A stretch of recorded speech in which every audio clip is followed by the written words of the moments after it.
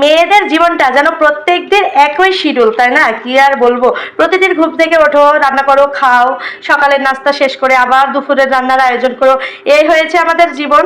আচ্ছা যাই হোক, আজকে দুপুরে রান্না করব, এই জন্য এই যে এখানে সিম, এখানে এই যে ফুলকপি, আলু কেটে নিয়েছি, আর এই যে এইদিকে পরিষ্কার করে মাছ নিয়ে নিয়েছি। এর ভিতরে আছে এই যে দেশি ট্যাংরা মাছ, আর এই যে আছে জিওল মাছ। এই মাছ দিয়ে ফুলকপি, আলু, সিম দিয়ে রান্না করব।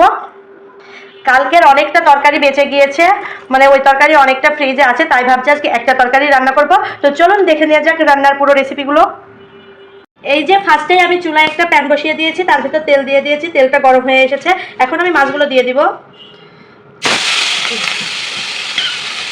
এই যে এখন হালকাভাবে একটু নেড়ে দেবো।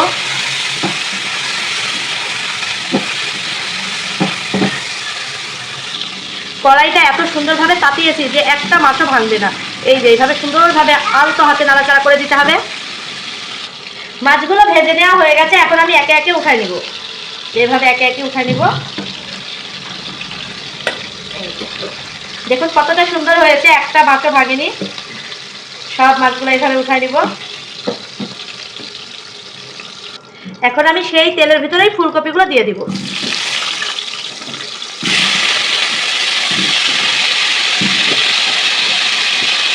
ফুলকপিগুলো এখন একটু সুন্দর করে ভেজে দেব।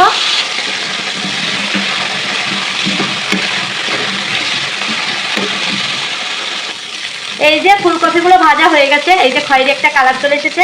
এখন আমি এর ভিতরে বাদ বাকি সবজিগুলো দিয়ে দিব।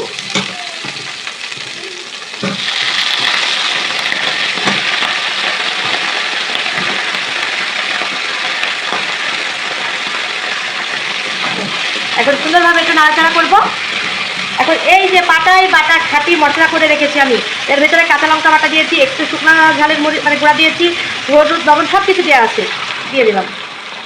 আসলে আমার সবজি রান্না দেখে অনেক আপুদেরই রান্না মানে করতে ইচ্ছা করে, খাইতে ইচ্ছা করে।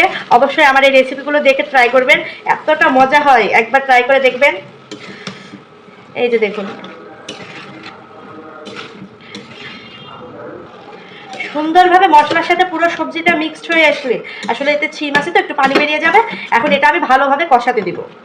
এই যে এখন কষাতে দিলাম। এই যে সবজিটা খুব সুন্দরভাবে কষিয়ে এসেছে, তলে লাগা লাগা হয়ে এসেছে, তেলটা ওপরে উঠে এসেছে। এখন আমি পানিটা দিয়ে দিব।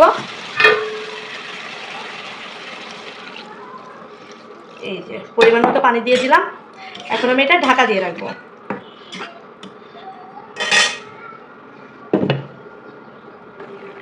এই যে তরকারিটা প্রায় 80% সিদ্ধ হয়ে গেছে, এখন আমি মাছগুলো দিয়ে দিব। মাছগুলো সুন্দরভাবে একটু ঝোলের সাথে মিক্সড করে দিব।